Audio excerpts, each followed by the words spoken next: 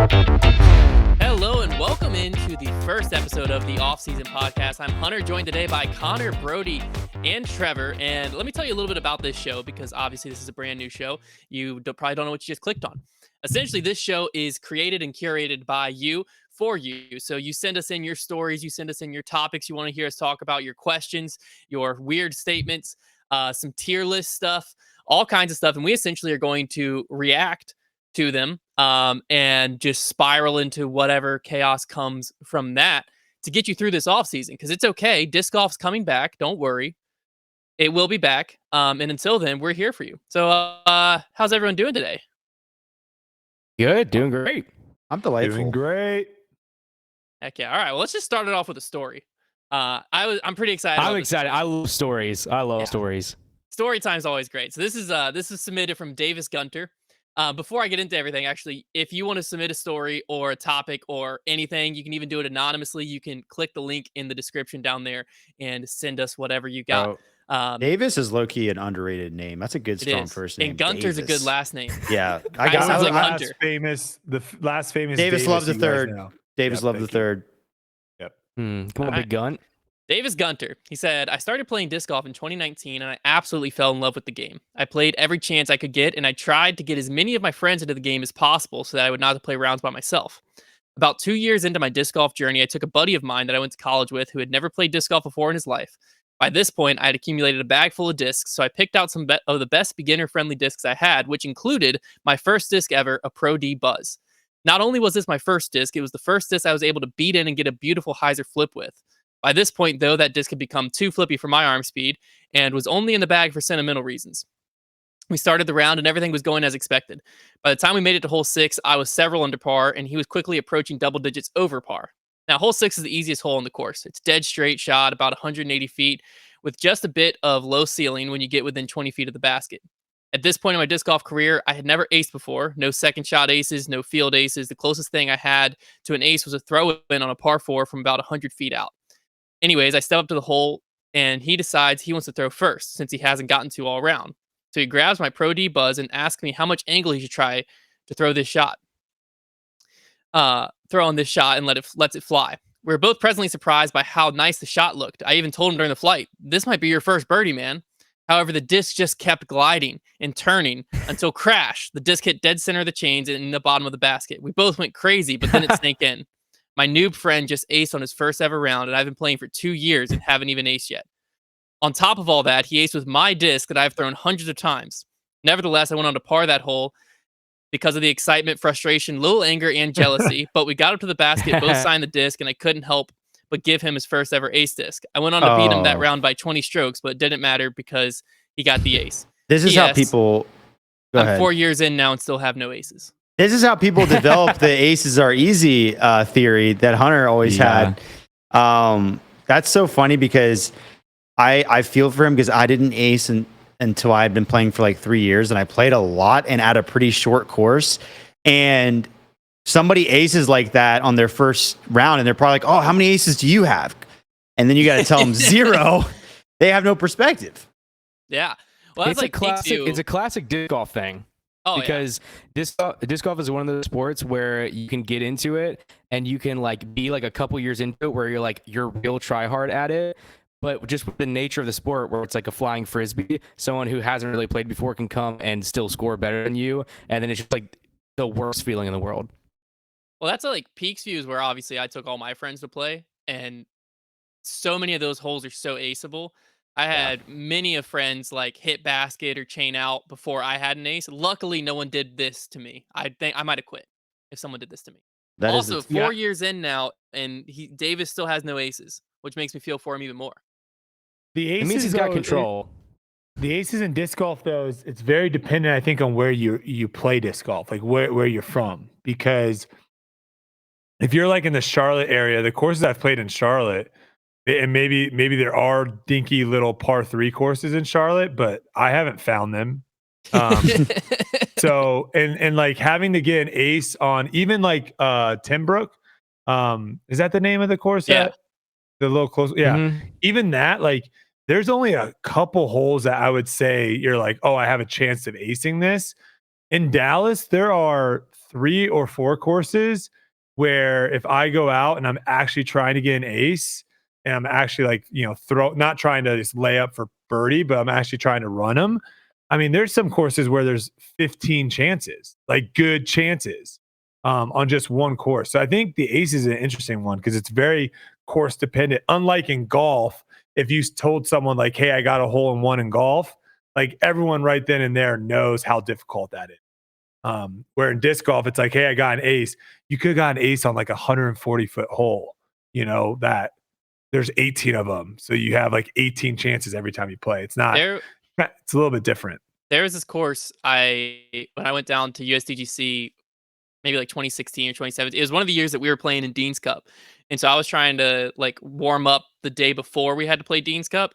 And so Dean's Cup was like a college disc golf tournament. It teed off at like 7 a.m. So the day before, the course at USDGC was all filled, obviously because they're playing a major. And so I just was like, I need to find another course to go throw some on. And I don't know what the course's name was, but it was at like a school. It wasn't Boyd Hill because that's an actually decent course. This course, like, it's basically an ace place. Like one of the holes was 60 feet. And it was like a 60 I don't think you can count that. I didn't. No. I'm not counting it. It's not one. It's got to be. It's got to be at least 100 feet. But like, if that's the first course you played, there's very easy chance. Like I could see my dad stepping up and just chucking it in, and it's like, oh, I got an ace. Like what are we there's some saying? courses out there like that. What are we saying is the minimum distance that we were accepting for an ace? I would say 100 feet. I'd say like 100's fine. I think maybe 150 plus. I don't even know if I give it to 100. I feel like 100 is so short. Yeah, it is. Whenever you're jump putting, it's kind of silly. Well, like, what about 100-foot uphill? Like that plays like 150. I mean, I guess it could be like situational. My question is, you're in the same scenario as this guy. First of all, I would have never let him use one of my favorite discs anyways. But you're in the same scenario. You've got a beat-in disc. What is this? You got a beat-in disc. Some guy aces with it. It's his first ace. Are you letting him have the disc? Me, no way. Well, this is his first disc ever, I think. But I think that's a disc golf rule. Like I've heard other people say, if you ace with my disc, you get to keep it. I have. Is that like a universal rule? I think it's like a local thing, but I've definitely heard that. Like if I'm breaking the rule. I mean, I'm definitely letting him keep the disc. I'm definitely letting him keep it. If it was your first disc ever. Like I don't know. Like I have my very first disc golf putter ever. I would never give it away. What are the chances this guy ever plays disc golf again? Pretty high.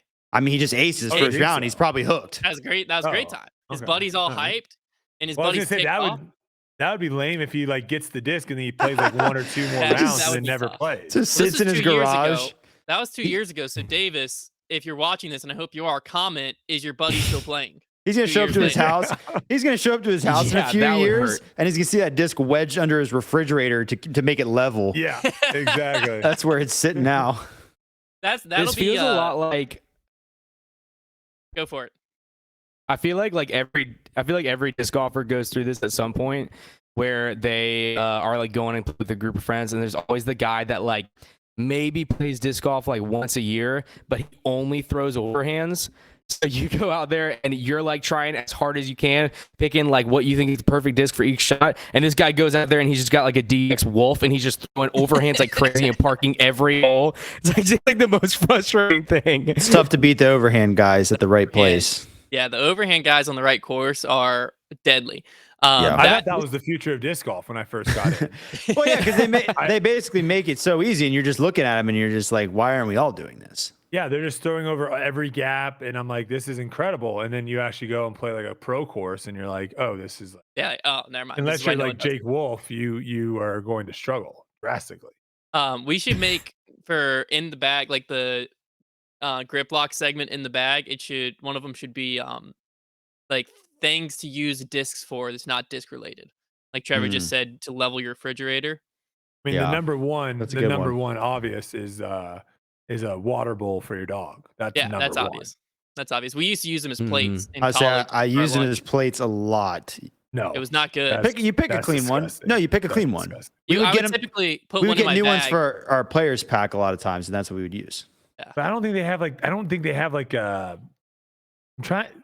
Do plastic plates have some sort of like covering or something? Because I feel discs are made out of the nicest plastic you can buy. Well, it's definitely got to be a food safe plastic. Because I was gonna say if I buy plastic, But not necessarily a plates and I food safe. If I buy plastic plates from the grocery store and I put like, let's say, a nice little spaghetti and meatballs on there, I'm not tasting any of the plastic. If I put that on a brand new disc, I'm getting a little bit of a plastic we were eating flavor. sandwiches most of the time. We weren't eating like sauce off of these discs. No. So, like, I see your point. I mean, here's the good news. If you use the right Prodigy disc, you can A, cut your food on the rim, and then B, the oils from the disc will actually mix in and like make the meal a little better. Maybe. All right, we got a few topics here. This first one is I kind of added to this because he kind of left it open-ended, but it's from Dax. He's told us to choose a list of pros to speculate about what they'll do professionally once their DGPT career ends. I'm gonna add, if you think they're gonna have enough money to retire, then what are they gonna do with their free time? So pretty fun so one. Is that like what we have to say first, is whether or not we think they're going to retire or go into another career? Because that's kind of hard. No. I picked 4 pros, 2 MPO, 2 FPO, and I don't know. If we like this, we might bring it back next week. First off, Ezra Aderhold. What's he doing after Personal trainer. So easy. No. Yes. Of course he would. He's already got the body. All he needs to do is make a brand, and his marketing is his body. Look at him. Look at me. Are we trying to be funny or are we trying to be realistic here? You can go any direction you want. I don't know. Yeah, like male model. I think realistically, he's gonna do like the housing stuff. That makes sense. Buy houses and rent. Well, you know him like personally. He was doing that before disc golf. The question was, what? Wasn't he doing that before disc golf? Like, doesn't him and his brother own some houses or something? Yeah, they did flipping and stuff like that, and he's still somewhat like interested in that. So the personal training thing, I think he's going to retire, right? He's not going to have to work, I don't think, and so I just think he's not going to want to do extra work like that. That would be my guess. But I mean, he could also be like a scuba instructor in like Hawaii as well. So. I'm going male model. I think he's getting into the modeling game. And I think that's the rest of his life. He's just looking guy. We're just gonna open up. How good is that Discraft 401k though? We're gonna open up and see a cologne advertisement. I'm like, oh frick, that's what Ezra's up to now. That's what I think. Dude, the next one down on my list is Andrew Presnell. Prez. Oh gosh, interesting one. Presnell. A lot of options here. I think Presnell's probably would be selling insurance. Oh, I like that. Insurance. He just goes and works for Ledgestone. He kind of seems like a guy. He kind of seems like a guy that would get into curling, but like making the best kind of curling shoes. Oh, curling shoes. That's pretty specific. I was going like he would like own like a Schlotzsky's or like a Subway. Oh. What's a Schlotzsky's? Oh, isn't that the other sandwich place? Schlotzsky's or there's a few others that come to mind. Like Jimmy John's, Jersey Mike's. Sounds like Schlotzsky's. But it's not.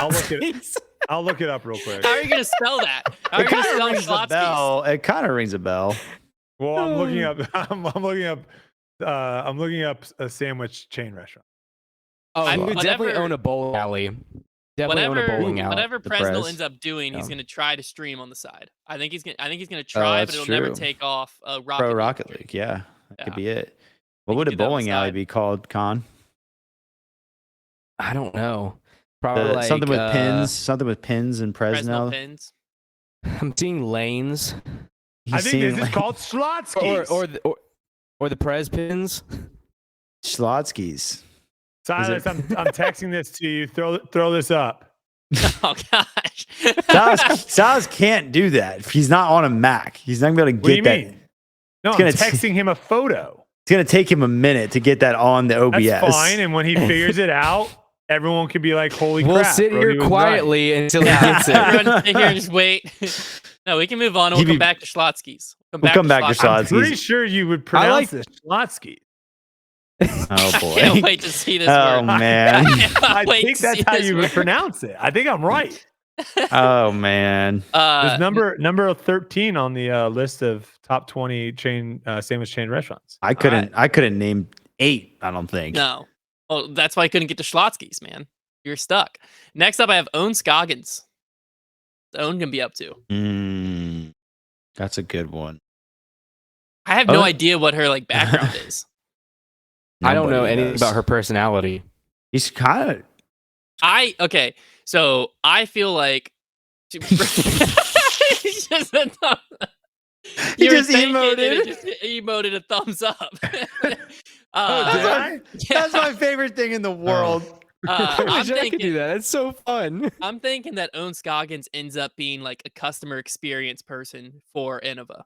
Because like think of like on her card, she's like so outgoing, she's so nice to everyone. Like a customer service rep. But I think she ends up working at Innova as like a customer service person. So she answers phone calls all day? What it sounds like. Yeah, I mean she's just so over the top nice, I feel like. Like I feel like you couldn't be upset if you called and Owen Scoggins answered and was just like hyping you up and you're like, shoot, I don't even remember why I'm upset. I remember why my destroyer flipped over. Should have been throwing a fire knife over Andy. Oh, Sal's got the picture. Sal's got the Schlotzkys. Oh, here we go. What about the Schlotzkys? Oh, that's Schlotzkys. Yeah, that's Schlotzkys. Yeah, Schlotzkys Deli. That looks like my hat. It's a good time. I'd wear a Schlotzkys hat. I'm gonna look up a Schlotzkys hat. Good job, Brodie. Where'd you pull that one from? I think Owen's just gonna like live on the beach. Oh, you think? I don't even know if she likes the beach. Okay. But she gives me like surfer vibes a little bit. I can see that. Okay. Kind of. Maybe. So like walking the beach in the morning and then hitting the waves a little bit. Oh, that's a tough one. That's a tough one. I don't know. Yeah, I'm not really sure. I'm not really sure what I could see there. All right, the final pro I have here is Big Money Missy. Big Money Missy Gannon. Missy gonna be up to financial advisor, because if she can't retire, she just wasn't good with her wealth. So she learned lessons, because I mean she's making $1 billion right now. Big Money Missy is a pretty good like financial coaching thing. It's true. Like, don't lose all your big money. Scam. It does sound like a scam. Sounds like. Get rich quick. I played Sunset on Sunday. A huge mistake. Never will do that again. One of the reasons why is because this organization, there might have been competing organizations actually, was just taking over the park. And that's what I think Missy is going to get into.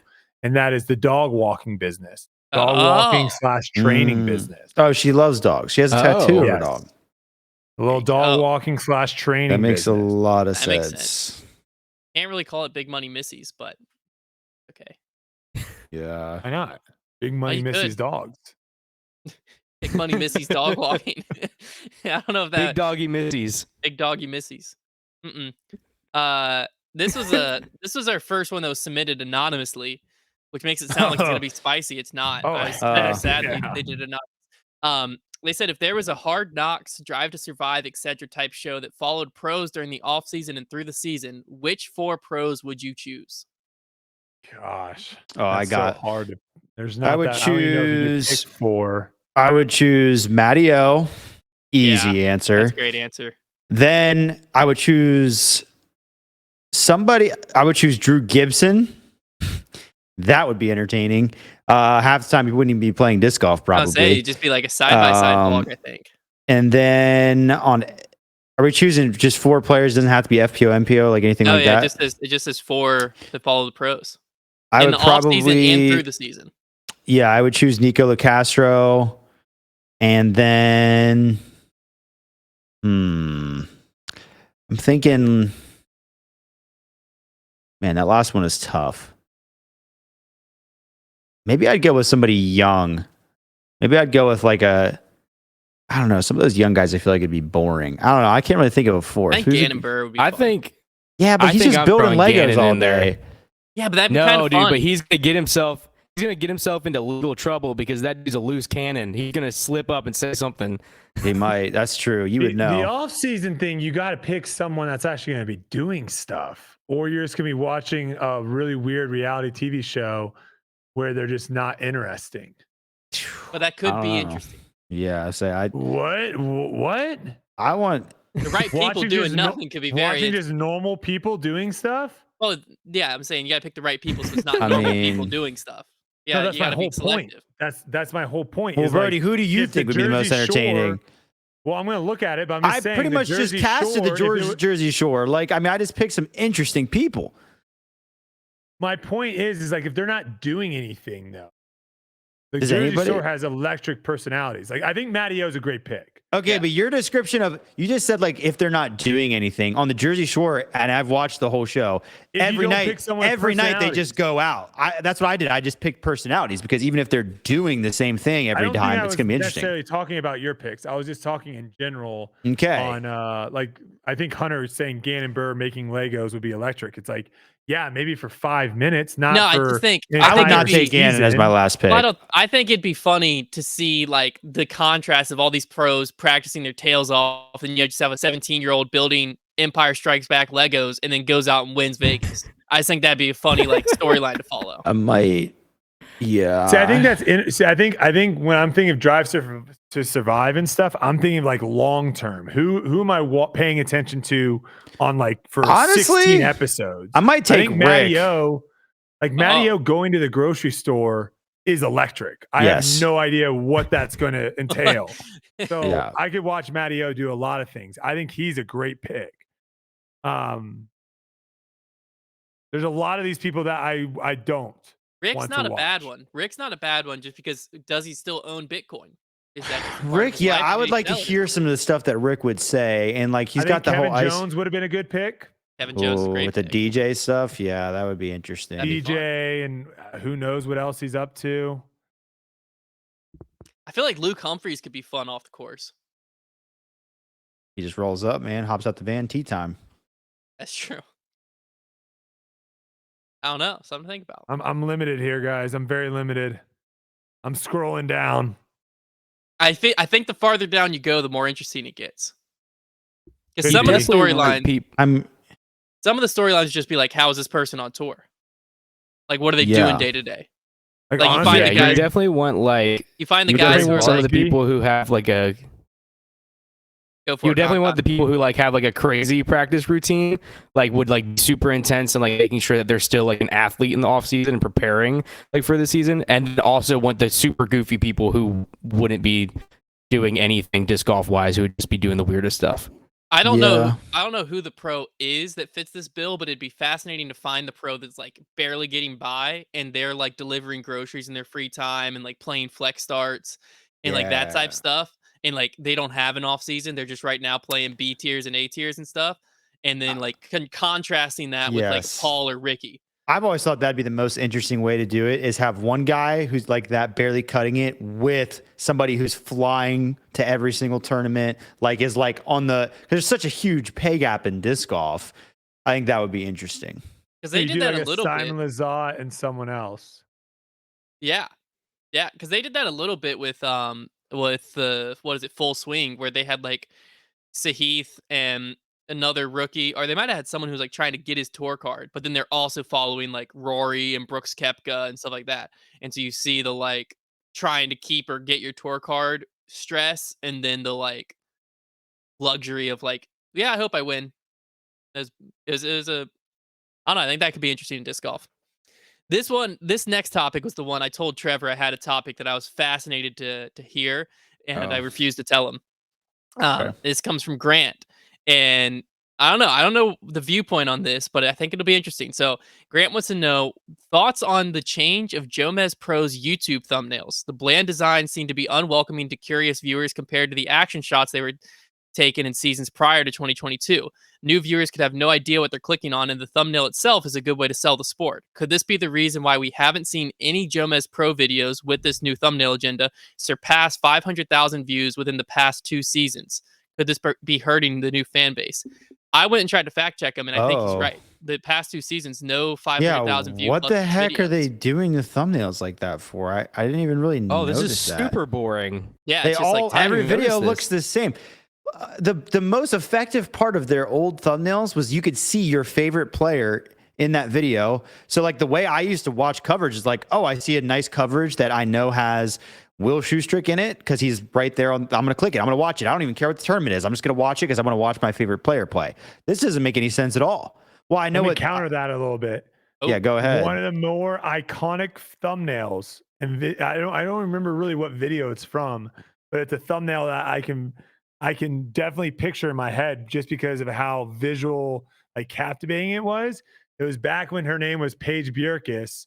She was throwing a shot and her hair was like completely horizontal. That's not countering me at all. I'm saying that that's what it should be. Well, I'm countering you in the sense of like, it doesn't even necessarily even have to be like a big name person. It doesn't have to be like Paul or Ricky. No, a person would be fine. Yeah, it can just be a really interesting looking photo of someone doing something. But I mean, these thumbnails are. I would be. I mean, I know why they did it. I'm sure they did it so that it would be easier to find. Because, to be fair, in the past, if you were just scrolling through Jomez trying to find like the back nine, front nines, and all that, it'd be a little bit harder to land on them. I think they were just trying to probably make it more obvious. I can't think of a potential other reason for them doing that. I'm gonna text the source and figure out. Oh, okay. Text well, the here's source. The deal. Well, the hard thing, graphics wise, they look sick. Like they're the good graphics. Good. This doesn't make sense. YouTube thumbnails. You got to have a person in there of some type, because like if I'm a non-disc golfer, like if I'm scrolling and this is for any other sport, I'm never clicking on it if I don't know what that sport is. Because like I still don't know what, like if I don't know what disc golf is and that is on my like recommended feed, there's no way I'm clicking on it, because all it says is glass blown or dynamic discs open or whatever, and I'm like, I'm just it's not even popping out at me. Versus at least like someone throwing, or like Brodie was saying, the Paige Bjerkes hair, like at least that's interesting. You're like, what on earth is that? Like at least piques your interest and has a chance of stopping the scroll. And I did think it was interesting that they're right. The past 2 seasons, as far as I scrolled, none of them have surpassed 500,000 views, which I know like 2019 Worlds or something was in the millions of views. And that type of viewership obviously comes from getting outside the realm of the sport. And I feel like that's not going to happen with the thumbnails here. That is interesting. I just don't know why they did that. Well, like I said, it's especially hard because they went from having like so much personality in their thumbnails to like the like nothing. Like it's just descriptive, which is, I mean, it's just weird. It feels like since they are exclusively on YouTube with those videos, they would go more YouTube style like they used to, but it's weird. Well, they do a good job with all their other series as well. I have no idea. The practice rounds and stuff like that are pretty good thumbnails. That's what makes it look like it's not one, and it says putting from a $100,000 Corvette in CrossFit gym, and it's just like a bunch of stuff on the screen. I don't know. Because it could just be to separate out what's the putting games and stuff like that and what's coverage. I don't know. Here's a theory. What if Jomez has some kind of deal where they don't make anything off of the coverage, but they make off of their videos, so they're trying to make theirs pop on their own channel. Yeah, I was gonna say something along the lines of where like they don't make any money or something off of so why put effort into the YouTube thumbnails if they're not actually making money off? Well, doesn't the Pro Tour owns Jomez now, right? Surely. Yeah. I'm saying, really quite sure. But like, who knows what their structure is? I have no idea. Who knows how they're paid? But I'm wondering. Well, but they did this prior to the Disc Golf Network acquiring them. That is true. I think they might. I don't know if the announcement was the date they actually got acquired. Right. It might also be true. Yeah. I'd be curious. I'd have to scroll farther back to see like if it was like a slow fade, like if there was a period in between where it was like a nice mix, and they were like, "Oh, this is like really working," and they just like kept going that direction. And it's one of those where they just had like the blinders on and didn't realize how deep they got down this tunnel. I don't know. It was interesting. Appreciate that, Grant. When Grant brought it up, I was like, I've never even considered it. And I just looked at it. I'm like, yeah, this is terrible. Let's see. Next one down. I think this could be an interesting one. I think this could be some controversial takes here. We have, oh boy, Marcus Misterigan said, "What style produces better results? Throw on one angle and vary the discs, or limit discs and throw on every angle?" I think it probably depends on the type of person you are. My thought is, I think that throwing a lot of your shots on the most similar angle is probably easier. I think you need to know how to throw every angle, but like I look at somebody like Gannon Burr, who kind of plays to his strength and tries to throw a lot of flex shots. I feel like most players have an angle they prefer to throw on. Like Kevin Jones, for example, he wants to throw on hyzer. He wants to throw hyzer flips. So I feel like if you look at the pro scene, that's something that they're already kind of adopting. I think that I think that everybody is going to have a strength when it comes to a certain angle. For Hunter, that strength is hyzer. For me, that strength is throwing with slight and hyzer. So if you throw best on one angle, make the disc work for you. Don't work for the disc. Put it on a t-shirt. Come on now. I mean, I think I'm kind of in between both because I throw on hyzer, but I still like limit disc because I'll vary the amount of hyzer I throw on. You know what I'm saying? Like every throw comes out on a hyzer. Yeah, you don't have to try and throw the exact same angle, but like trying to keep a theme is probably important. Yeah. Oh, because I'm not going to throw Anheuser. It's very rare if I'm like, because if I go to throw Anheuser, I know my body's not going to listen. And then it's just going to be a hyzer that was supposed to be on Annie, and that's a bad move. I would say the only problem with like focusing more on keeping your throw the same is that's and changing the discs is that you get yourself in situations where you can't throw the throw that you're comfortable with. And if you don't spend as much time practicing a bunch of different shots, then whenever you have to throw that anheuser because you're behind a tree, you just can't really do it as well. So I think you're directing that towards Hunter. Yeah, I was gonna say, what the frick? Are we coming after me on hole 9? I'm thinking about myself. I think about myself. Yeah, okay. No, there's definitely a balance. You're right. Like you don't want to become a specialist and not have the other shot. But I feel like at the highest level, you want to throw your best angle as many times as possible. I don't know, bro. You say something, pro guy. Yeah, I'll say this: to get really good at disc golf, the best way of doing that is just sticking with one shot, like one release angle that you're comfortable with, and then just finding the disc that make that work. But then I got the answer. But then to get to the highest level, right? You look at Isaac, you look at Simon, Eagle, Calvin. If you watch the majority of their shots, they are releasing on the same angle. However, there are shots that are kind of like what Konner was saying, but I would say even more specifically, there are certain shot shapes when you're in the woods that if you throw on a hyzer, it will not work regardless of what disc you is. It requires a Annie and then it comes out, whatever it may be, right? Those top guys, they can still throw that shot, but that's not a shot that they throw often, if that makes sense. So I think that's the big difference. If you're just an amateur and you're trying to get really good fast, find the shot that you're most comfortable with and then just cycle in the disc and that will get you around most of the courses on it. All right. Do you guys want to know the answer? Yes. Yes, please. Let me just read this to make sure I can actually read all this out loud first. No, just go for it. Okay. He said, just different trends over time, honestly. We mix it up for different style videos.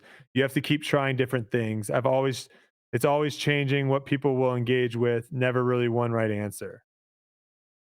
So I guess they think it's working. Cryptic.